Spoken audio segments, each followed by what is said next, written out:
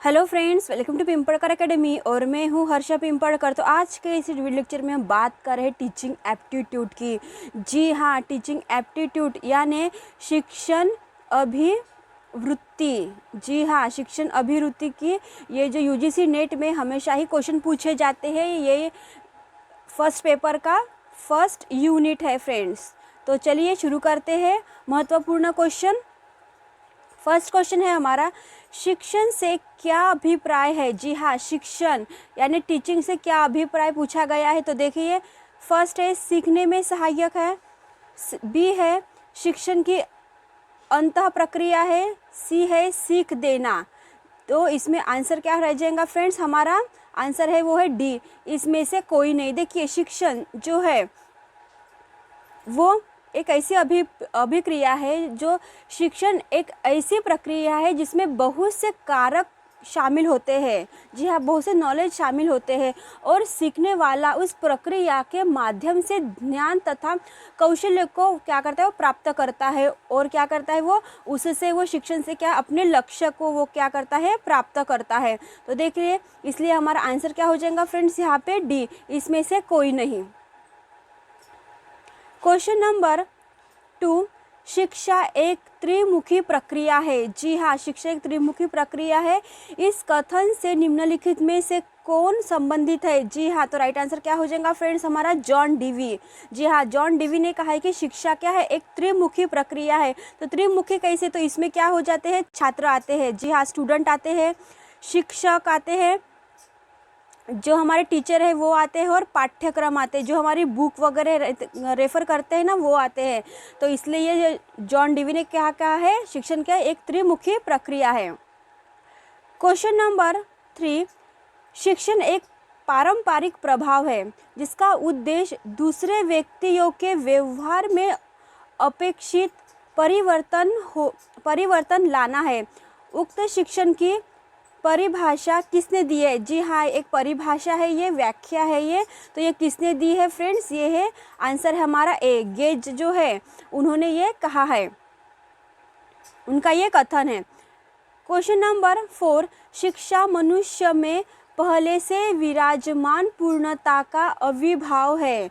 जी हाँ, तो ये एक कथन है, रिकामी जागा के द्वारा कहा गया है। तो देखिए, ये यूजीसी नेट में 2014 में पूछा गया क्वेश्चन है। तो देखिए, किसने कहा है कि शिक्षा मनुष्य में पहले से विराजमान पूर्णता का अविभाव है। तो राइट आंसर क्या हो जाएगा फ्रेंड्स, यहाँ पे सी। किसने कहा है, ये स्वामी विवेकानंद जी का ये महत्वपूर्ण कथन है। क्वेश्चन नंबर 5, शिक्षण को स्वरूप यानी नेचर के आधार पर वर्गीकृत किया जा सकता है। जी हाँ, शिक्षण क्या है, टीचिंग को एक नेचर यानी स्वरूप के आधार पर हम क्या उसको वर्गीकृत कर सकते हैं। तो देखिए, इसका राइट आंसर क्या हो जाएगा फ्रेंड्स, सी। इसको वर्णनात्मक भी कहा जाता है, इसमें निदानात्मक भी रहता है, और इसमें उपचारात्मक भी स्वरूप रहते हैं। इसमें तीनों भी क्या रहते हैं, नेचर रहते हैं, यानी वर्णनात्मक भी रहता है, निदानात्मक भी रहता है, और उपचारात्मक स्वरूप भी रहते हैं। तो हमारा राइट आंसर क्या हो जाएगा फ्रेंड्स, यहाँ पे सी। क्वेश्चन नंबर 6, शिक्षण की अंतः प्रक्रिया अवस्था से संबंधित है। तो देखिए, इसमें राइट आंसर क्या हो जाएगा फ्रेंड्स, डी। उपयुक्त में से सभी होने वाला है आंसर, क्योंकि शिक्षण की अंतः प्रक्रिया की अवस्था कहा गया है। तो देखिए, ए कैसे हो जाएगा, शिक्षा के आकार प्रकार की अभिभूति है। जी हाँ, बी है छात्रों का निदान, सी है क्रिया तथा प्रतिक्रिया। जी हाँ, टीचर बताते हैं स्टूडेंट को कुछ महत्वपूर्ण जानकारी, तो वो क्या करते हैं, स्टूडेंट क्या करते हैं, जल्दी से क्या अपनी प्रक्रिया देते हैं। तो इसको क्या कहा जाता है, अंतर प्रक्रिया। इसमें क्या सभी शामिल होने वाले। तो राइट आंसर क्या हो जाएगा फ्रेंड्स, हमारा डी। क्वेश्चन नंबर 7, सम्मिलित कीजिए। यहाँ पे कथन दिए हैं और यहाँ पे जो शिक्षा शास्त्री है उनके नाम दिए हैं। तो देखिए, यहाँ पे जो है ए कहा गया कि शिक्षण कला व विज्ञान है, बी है शिक्षण एक त्रिध्रुवीय प्रक्रिया है, सी में कहा गया कि शिक्षण अभिगमन को अभिप्रेरित करने वाली प्रक्रिया है, और डी में दिया है कि 3H है, यानी 3H की बात कौन करते हैं, तो ब्लूम करते हैं। तो देखिए, राइट आंसर क्या हो जाएगा फ्रेंड्स, हमारा यहाँ पे तो देखिए शिक्षण कला एवं विज्ञान है। तो देखिए किसने कहा है, साइंस और आर्ट्स की बात कौन करते हैं, तो गेज ये है करते हैं, एल.एन. गेज की बात करते हैं। और शिक्षण एक त्रिध्रुवीय प्रक्रिया है, तो हमें मालूम है, हमने पहले ही क्वेश्चन देखा है कि त्रिध्रुवीय किसने कहा है, जॉन डीवी ने कहा है। और शिक्षण सी जो है, शिक्षण अभिगमन को अभिप्रेरित करने वाली प्रक्रिया है। तो राइट आंसर क्या हो जाएगा फ्रेंड्स यहाँ पे, B.O. स्मिथ। जी हाँ, सी का क्या हो जाएगा, ए। और 3H की बात कौन करते हैं, ब्लूम करते हैं। तो राइट आंसर क्या हो जाएगा फ्रेंड्स हमारा यहाँ पे 3। यानी 3H मीन्स क्या होता है, तो 3 मीन्स मुझे ध्यानात्मक, जो ध्यानात्मक ध्यान है, नॉलेज है, वो हेड। ओके, भावनात्मक ध्यान म्हणजे हार्ट। और मनोसंचालित ध्यान मीन्स क्या होता है, हैंड। तो इसलिए राइट आंसर क्या हो जाएगा फ्रेंड्स हमारा यहाँ पे बी। क्वेश्चन नंबर 8, भावनात्मक ध्यान क्षेत्र में किस प्रकार के मूल्य को समावेशित किया जाता है। देखिए भावनात्मक ध्यान की ये बात कर रहे हैं, तो देखिए यहाँ पे राइट आंसर क्या हो जाएगा फ्रेंड्स हमारा, फर्स्ट आग्रहण, सेकंड है आकलन, तीसरी है प्रक्रिया, और चौथा तो हो ही नहीं सकता ये, क्योंकि ये मनोदृष्टि है। तो मनोदृष्टि किसने कहा है, गैंग ने कही है, गैंग और ब्रिक्स जी ने कही है। तो इसलिए ये उनका वर्णन है। तो यहाँ पे भावनात्मक पूछा गया है, भावनात्मक जो हार्ट यानी टचेबल। तो देखिए यहाँ पे जो जिसमें 4 जो क्वेश्चन रहेगा वो रॉन्ग हो जाएगा, बी और डी। तो यहाँ पे राइट आंसर क्या हो जाएगा, संयोजित यानी सी। फर्स्ट, सेकंड, थर्ड और 5 हमारा राइट आंसर है। और इसमें और एक जुड़ जाता है फ्रेंड्स, वो है निरूपण। जी हाँ, निरूपण। इसमें ये भावनात्मक प्रक्रिया के 5 प्रकार हैं। क्वेश्चन नंबर 9, निम्न में से कौन एक शिक्षण प्रक्रिया की ओर संकेत नहीं करती। जी हाँ, शिक्षण प्रक्रिया यानी टीचिंग में जो सहायक नहीं है, संकेत यानी सिंबल की बात नहीं कर रहे हैं। तो देखिए व्यवहारिक जो है, व्यावसायिक प्रक्रिया नहीं है। सतत प्रक्रिया, शिक्षण एक सतत प्रक्रिया, ये राइट आंसर है। सी है अंतर प्रक्रिया, हमने पहले ही देखा था कि क्वेश्चन में अंतर प्रक्रिया शिक्षण। और सामाजिक प्रक्रिया, जी हम सोशल भी जो समाज में चल रहे घड़ामोड़ी को हम जान सकते हैं शिक्षण के माध्यम से। तो हमारा व्यावसायिक प्रक्रिया क्या है, नहीं होगा। तो राइट आंसर क्या हो जाएगा यहाँ पे, ए। क्वेश्चन नंबर 10, शिक्षण एक त्रिध्रुवीय प्रक्रिया है क्योंकि इसमें निम्न 3 ध्रुव की बात करते हैं। जी हाँ, किसने कहा था ये आंसर, डीवी जी ने कहा था। कौन कहते हैं ये, जॉन डीवी कहते हैं कि क्या है ये, 3 ध्रुवीय क्या रहते हैं, शिक्षण प्रक्रिया रहती है। तो देखिए राइट आंसर क्या हो जाएगा हमारा बी। उसमें क्या रहते हैं, छात्र रहते हैं, शिक्षक रहते हैं और पाठ्यक्रम रहते हैं। तो हमारा राइट आंसर हो जाएगा फ्रेंड्स बी। क्वेश्चन नंबर 11, निम्नलिखित में से कौन सा कथन शिक्षण की प्रक्रिया को दर्शाता है। देखिए शिक्षण की प्रक्रिया को दर्शाता यहाँ पे बात की है। तो देखिए यहाँ पे ए है कला, वो सिर्फ आर्ट है क्या, नहीं। तो विज्ञान है, साइंस है क्या, नहीं। तो ये क्या है, दोनों है। जी हाँ, शिक्षण क्या है, कला भी है और आर्ट्स भी है, विज्ञान भी है और कला भी है। यानी साइंस की ये बात करते हैं और कला यानी आर्ट्स की भी ये बात करते हैं। तो राइट आंसर क्या हो जाएगा फ्रेंड्स हमारा सी। देखिए डी क्या करता है, न तो कला है और न ही आर्ट है, विज्ञान है। तो ये क्या हो जाएगा, रॉन्ग हो जाएगा। ऐसा तो कहीं कहा भी नहीं है, हमने देखा भी नहीं है कि शिक्षण क्या है, कला भी नहीं है और विज्ञान भी नहीं है। तो हमारा राइट आंसर क्या हो जाएगा फ्रेंड्स यहाँ पे सी। क्या है, शिक्षण क्या है, ये विज्ञान और कला है, ये दोनों भी है। क्वेश्चन नंबर 12, निम्नलिखित कथनों पर विचार कीजिए। देखिए हमें कथनों पर विचार कीजिए और सही कथन का हमें आंसर देना है। तो देखिए फर्स्ट है, शिक्षण प्रक्रिया लक्ष्य उन्मुखी होते हैं। जी हाँ, जो शिक्षण प्रक्रिया है वो क्या है, लक्ष्य क्या उन्मुखी होते हैं। सेकंड है, शिक्षण के माध्यम से मानवीय मूल्यों का विकास होता है। जी हाँ, शिक्षण हम जब टीचिंग लेते हैं तो हमारे क्या मानवीय मूल्य का विकास है, डेवलप होता है हमारे मानवीय मूल्य। थर्ड है, संकुचित शिक्षा का अर्थ औपचारिक शिक्षा है। जी हाँ, जो संकुचित शिक्षा है वो क्या है, औपचारिक शिक्षा है। तो हमारा राइट आंसर क्या हो जाएगा फ्रेंड्स यहाँ पे, हमारा राइट आंसर है डी, यानी फर्स्ट, सेकंड और थर्ड क्या है हमारा राइट आंसर है। यानी तीनों भी क्या है, ये सही है कथन दिए गए हैं यहाँ पे। क्वेश्चन नंबर 13, दूसरों को सिखाने, दिशा निर्देश देने एवं उन्हें निर्देशित करने की प्रक्रिया ही क्या है, शिक्षण है।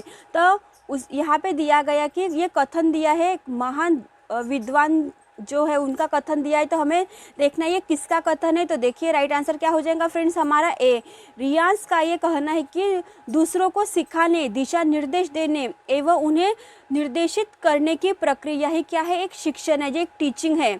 ये राइट आंसर किसका है, ये फ्रेंड्स कथन किसका है, रियांस का है। क्वेश्चन नंबर 14, शिक्षण की प्रकृति विद्यार्थियों के किन किन पक्षों को अभिप्रेरित करती है। जी हाँ, यहाँ पे क्या है, शिक्षण जो टीचिंग है स्टूडेंट के किन किन पक्षों को अभिप्रेरित करती है। तो देखिए यहाँ पे ध्यानात्मक भी हो जाएगा, भावनात्मक भी है प्रक्रिया, और क्रियात्मक भी प्रक्रिया की ये बात करते हैं। तो राइट आंसर क्या हो जाएगा फ्रेंड्स हमारा डी, यानी ये सभी क्या है, बराबर है। यानी विद्यार्थी को जब भी अपनी बातों को ध्यान में रखते हैं, जो भी टीचर हमें बताते हैं तो वो भावनात्मक रहते हैं, हार्ट टचेबल भी रहते हैं, संज्ञात्मक भी रहते हैं और क्रियात्मक भी रहते हैं। ओके, तो राइट आंसर क्या हो जाएगा फ्रेंड्स हमारा यहाँ पे डी।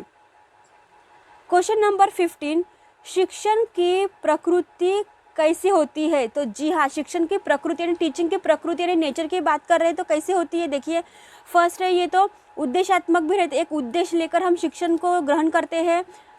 बी है उपचारात्मक भी रहती है, और सी क्या है, विकासात्मक भी रहती है, डेवलपमेंट भी उसमें रहता है। तो हमारा राइट आंसर क्या हो जाएगा यहाँ पे, उपरोक्त सभी कथन क्या है, सही है। शिक्षण की ये नेचर है, उद्देश्यात्मक भी, उपचारात्मक भी और विकासात्मक भी। तो हमारा राइट आंसर क्या हो जाएगा फ्रेंड्स यहाँ पे डी, उपरोक्त सभी कथन क्या है हमारे, सही है। क्वेश्चन नंबर 16, निम्नलिखित में से कौन सा कथन सही नहीं है। तो देखिए सही नहीं की बात करते तो पहले देख लेते हैं। ए है, शिक्षण की प्रकृति सकारात्मक होती है। जी हाँ, शिक्षण की प्रकृति सकारात्मक होती है, पॉजिटिव होती है। बी है, शिक्षण की प्रकृति कला एवं विज्ञान दोनों है। जी हाँ, पहले भी हमने क्वेश्चन में देखा था कि विज्ञान और कला दोनों हैं, आर्ट्स और साइंस की ये बात करते हैं। तो देखिए सी क्या है, शिक्षण भाषीय प्रक्रिया न होकर केवल उपचारात्मक प्रक्रिया है। देखिए ऐसा हो सकता है कि भाषी यानी नॉलेज लैंग्वेजेबल नहीं है तो इसे उपचारात्मक है, तो ये क्या गलत है, सी ऑप्शन क्या हमारा गलत हो जाएगा। डी देख लेते हैं, शिक्षण निर्देशित में अन्वेषण, मूल्यांकन और मानक आदि शामिल होते हैं। जी हाँ, तो ये क्या है, राइट आंसर हो जाएगा फ्रेंड्स हमारा डी। लेकिन यहाँ पे क्या कहा गया है, नहीं है, सही आंसर नहीं है। तो हमारा आंसर क्या हो जाएगा यहाँ पे सी। इसमें शिक्षण भाषीय प्रक्रिया न होकर केवल उपचारात्मक प्रक्रिया, ऐसा कहीं भी नहीं दिखाई देता हमें टीचिंग में, टीचिंग एप्टीट्यूड में। क्वेश्चन नंबर 17, औपचारिक शिक्षण की महत्वपूर्ण संस्था क्या है। जी हाँ, औपचारिक नॉलेज की ये बात कर रहे हैं। तो देखिए औपचारिक नॉलेज हम कहाँ पे लेते हैं, विद्यालय में तो लेते हैं ना, जो स्कूल है, कॉलेज है, महाविद्यालय है, यूनिवर्सिटी है, उसमें ही तो औपचारिक शिक्षण लेते हैं। क्या हम अखबार में लेते हैं, कि हम क्या अखबार पढ़ते हैं, रोज आते हैं और कैसे कचरे के ढेर में हम डाल देते हैं। दूरदर्शन टीवी जो है उसमें औपचारिक बात करते हैं क्या, नहीं। तो परिवार, ये तो हमारी फैमिली है, वो तो हमें शिक्षण ऐसे देती नहीं कि औपचारिक दिया और हमें डिग्री दे दिया, ऐसा तो होती नहीं। तो औपचारिक शिक्षण किस में रहता है, हमें महाविद्यालय में जाकर हमें औपचारिक शिक्षण लेना पड़ता है फ्रेंड्स। क्वेश्चन नंबर 18, शिक्षक की अभिवृत्ति जिसका उसके शिक्षण पर प्रभाव पड़ता है का संबंध किसका है। देखिए शिक्षक की अभिवृत्ति की ये बात कर रहे हैं टीचिंग में। तो शिक्षक का प्रभाव किस में पड़ता है, ध्यानात्मक, नॉलेजेबल है, सहजात्मक है कि मन संचालक है। तो देखिए हमारा राइट आंसर क्या हो जाएगा फ्रेंड्स यहाँ पे ए, भावनात्मक है। जी हाँ, जो भी शिक्षण की अभिवृत्ति है वो क्या है, हार्ट टचेबल होती है, यानी भावनात्मक की ये बात करते हैं। तो यहाँ पे देखिए यूजीसी नेट में 2014 को दिसंबर में पूछा गया ये क्वेश्चन है। तो हमारा राइट आंसर क्या हो जाएगा फ्रेंड्स यहाँ पे ए, क्या है, भावनात्मक क्षेत्र है, क्षेत्र से संबंधित है। क्वेश्चन नंबर 19, शिक्षण का मुख्य उद्देश्य है। जी हाँ, शिक्षण का मुख्य उद्देश्य रहता है एक ना एक। तो देखिए यूजीसी नेट में दिसंबर 2014 में पूछा गया ये क्वेश्चन है फ्रेंड्स। तो देखिए ये हमारा राइट आंसर क्या है, ए और बी दोनों बराबर है। देखिए एक ऐसा बराबर है कि केवल तर्क शक्ति का विकास करता है। जी हाँ, इसमें लॉजिक की ये बात करते हैं तो लॉजिक से क्या है, तर्क शक्ति बढ़ती है हमारी। बी है केवल चिंतन का विकास है। जी हाँ, चिंतन और तर्क ये दोनों का जो थॉट जो निकलते हैं, जो विचार है, ये दोनों की क्या है कि प्रक्रिया है। शिक्षण क्या टीचिंग एक क्या मुख्य उद्देश्य दोनों भी है, यानी लॉजिकल भी है और चिंतन भी है। तो राइट आंसर क्या हो जाएगा यहाँ पे फ्रेंड्स, सी। क्वेश्चन नंबर है 20। गैंगने के अनुसार शिक्षण अभिगम परिस्थितियों में सबसे सरलतम प्रारूप है। जी हाँ, इन्होंने क्या कहा है, एकदम परिस्थिति में सरलतम प्रारूप की ये बात करते हैं। तो देखिए संकेत अभिगमन क्या है, ये हमारा सही आंसर। संकेत यानी क्या, किसकी बात करते हैं, ये सिंबॉलिक लैंग्वेज की ये बात करते हैं। तो उन्होंने क्या कहा है, सबसे सरलतम क्या है, ये प्रक्रिया है संकेत अभिगम। Question number 21। रॉबर्ट गैंगे के अनुसार अभिगमन परिस्थितियों के स्तरीकरण में दोनों छोरों पर रहने वाली अवस्था है। जी हाँ, रॉबर्ट गैंगे कहते हैं कि दोनों छोर है और उसमें रहने वाली अवस्था को क्या कहा जाता है। तो देखिए यहाँ पे राइट आंसर क्या हो जाएगा फ्रेंड्स, यहाँ पे बी। देखिए उद्दीपन भी होता है और अनुप्रक्रिया एवं समस्यात्मक अभिगम भी रहते हैं। तो यहाँ पे ये दोनों छोर है, तो राइट आंसर क्या हो जाएगा फ्रेंड्स, यहाँ पे बी। Question number 22। मूल्य शिक्षा का उद्देश्य निम्नलिखित में से किस पर संकेंद्रित कर अच्छी तरह से पूरा किया जा सकता है। देखिए यूजीसी नेट में जनवरी 2017 को ही पूछा गया था कि शिक्षण मूल्य का उद्देश्य निम्नलिखित में से किस पर संकेंद्रित करता है। तो देखिए संकेंद्रित की ये बात करते हैं, तो देखिए यहाँ पे राइट आंसर क्या हो जाएगा फ्रेंड्स, हमारा सी, मानवीय मूल्यों के प्रति संवेदना से। जी हाँ, मानवीय मूल्य जो रहती है वो संवेदना पर निर्भर होती है। तो देखिए एक क्यों नहीं है, समाज में व्याप्ति सांस्कृतिक प्रथा है उसमें रहती है क्या, नहीं। जो शिक्षण है किसी सामाजिक मूल्य द्वारा निर्धारित आचरण के मानकों पर है क्या, नहीं। तो धार्मिक तथा नैतिक व्यवहार की ये बात करते क्या, व्यवहार तथा अनुमेदन की ये बात करते क्या, नहीं। तो हमारा राइट आंसर क्या हो जाएगा फ्रेंड्स, यहाँ पे शिक्षण किसकी बात करते, किस पे संकेतित करती है कि मानवीय मूल्यों के प्रति संवेदना से ये संबंधित रहती है। Question number 23। गैंगे की अभिगमन परिस्थितियों के स्मृतिकरण में जटिल अवस्थाएं है। जी हाँ, जटिल अवस्था इनकी बात कर रहे हैं। तो देखिए सबसे जटिल क्या रहते हैं, सी। इसका राइट आंसर क्या हो जाएगा फ्रेंड्स, सी। प्रत्यय अभिनियम एवं समस्यात्मक अभिगम की ये बात करते हैं कौन, गैंगे। तो ये क्या है, स्तरीकरण में एक जटिल अवस्था है। देखिए क्वेश्चन नंबर 24। ध्यान की वृद्धि करने के लिए मानव जाति द्वारा प्रयुक्त नवीनीकरण रणनीति है। जी हाँ, जो भी ज्ञान है, जो भी नॉलेज है, जो हम गेन करते हैं, उनकी वृद्धि करने के लिए मानव जाति द्वारा यानी जो ह्यूमन बीइंग है उनकी क्या करते हैं, नवीन प्रक्रिया किसमें बताई गई है, वो है साइंटिफिक नॉलेज। जी हाँ, वैज्ञानिक चिंतन की ये बात कर रहे हैं, जो भी साइंटिफिक नॉलेज की बात करते हैं जो क्या नवीन प्रक्रिया में आती है। तो हमारा राइट आंसर क्या हो जाएगा फ्रेंड्स, यहाँ पे सी। देखिए इस वीडियो का ये लास्ट वाला क्वेश्चन है। तो 25।